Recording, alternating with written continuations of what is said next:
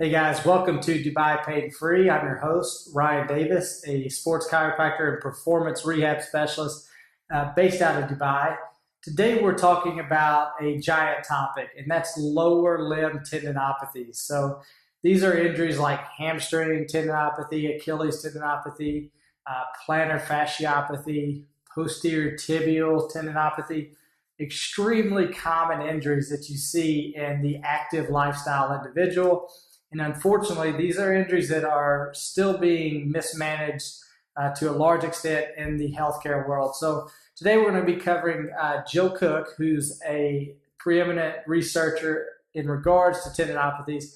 We're going to be talking about her 10 things not to do when you have a lower limb tendinopathy. So whether you're a CrossFit athlete, a runner, a triathlete, there's a good chance at some point in your athletic venture, you're going to be dealing with one of these, or at least know someone that is.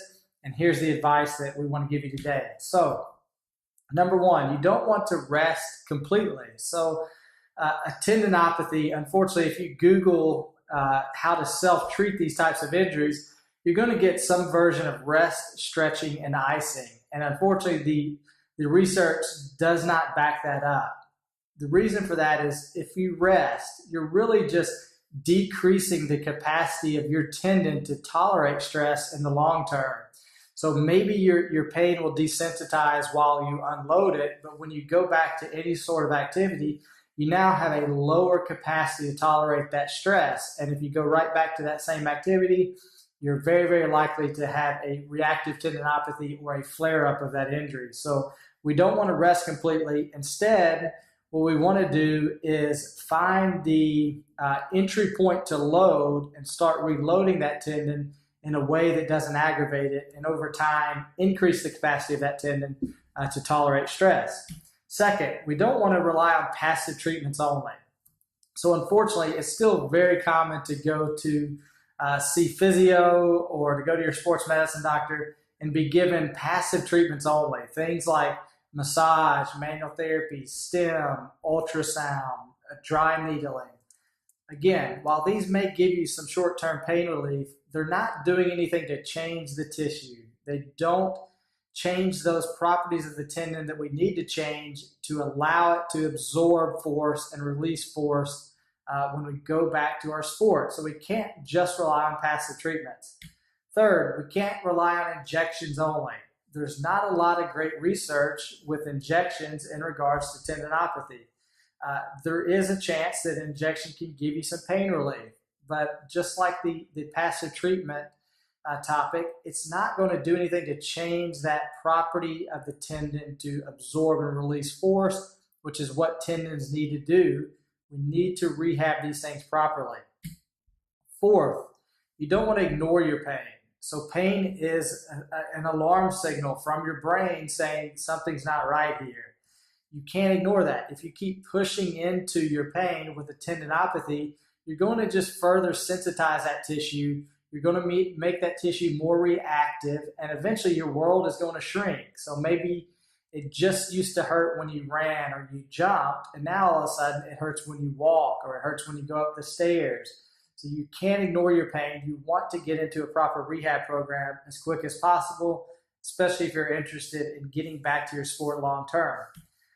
Fifth, you don't want to stretch your tendons. So again, if you Google it, it's going to tell you to stretch it, roll it, smash it, use a lacrosse ball or a foam roller. The problem with this is even if the worst thing we could do is stretch these tendons, you may get a little pain relief from these type of treatments. So you'll just kind of keep chasing that stretching hit that you get when you roll. The problem is when you stretch, you're creating a lot of compressive force in that tendon. So more than likely, you're just aggravating it. Even if you get a little short-term pain relief, in the long run, you may be just making that tissue more sensitized and more reactive in the long term. If you want to stretch your tendons, rather than stretching your tendons, you may just want to roll the muscle. So stay off the tendon, but work in the muscle a little bit. You don't want to massage the tendon. Again, you can massage the muscle, but stay off of direct pressure on that tendon. That compressive force is likely to just aggravate things. Next, you don't want to worry about imaging. So if you've had an ultrasound, you've had an MRI, and they use words like degenerated, that doesn't mean it's the end of the world. There's research out there that shows even with a degenerated tendon, the goal is not to restore this tendon back to looking like it did 10 years ago before there was any sort of degeneration. We can take a tendon that's degenerated on imaging and still, through a proper rehab process, restore the properties of that tendon that we need to return to our sport pain-free. So don't worry about your imaging. Don't worry about rupture. Most people that rupture a tendon have never had pain. So likely if you know someone that's ruptured, let's say their Achilles tendon, they probably didn't have any pain before that happened. It was a chronic degeneration of that tendon, and eventually they exceeded the capacity of that tendon and it snapped. If you're dealing with a painful tendon, that's a protective response, and the likelihood of you having a rupture is very, very low. So don't worry about rupture. You don't want to shortcut your rehab. So the goal of rehab is not just to get you out of pain. You can't just quit the rehab process as soon as you feel like you're pain-free. The reason is we're looking for long-term adaptation. We're looking to restore the elastic properties of that tendon, and that takes time. So we have to find that entry point to load that's non-aggravating to the tendon, and we have to slowly, through progressive overload, increase the capacity of the tendon to absorb and then release force. These types of things take time. Lastly, we don't want to mismanage tendon load. So this is why it's absolutely critical that your healthcare provider understands the demands of your sport, because the name of the game with tendon rehab is managing tendon load, and we have to understand what are the demands of the sport, and you have to understand the hierarchy of load when it comes to the tendon. So it's not uncommon to get a CrossFit athlete, a runner, or a triathlete that has some tendinopathy, and they'll come into the clinic and say something along the lines of, I quit the heavy lifting, I'm not squatting heavier, I'm not deadlifting heavy, I'm just jogging or doing some sort of light body weight activity. But we have to understand, force is mass times acceleration. So the speed of loading is what's critical for the tendon. That's the highest level of load we can put in the tendon, would be some sort of plyometric, running or jumping. For a CrossFitter, this may be box jumps or burpees.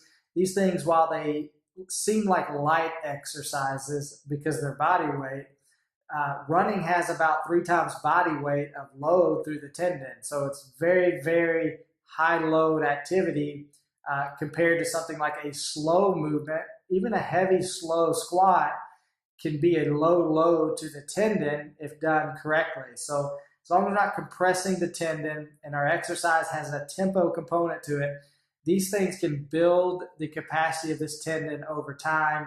And things like plyometric exercises are, while you are burning calories doing these exercises, they again don't give us anything back physiologically. They don't make that tendon healthier or stronger over time. So you need a healthcare provider that understands the demands of your sport. So hopefully these 10 things were helpful for you if you're currently dealing with the tendinopathy. If you have any questions for me, reach out at ryan@dubaipainfree.com. If you have a question or a topic that you would like me to cover in the future, just shoot us a message. We'd be happy to do that. Thank you for watching. Bye.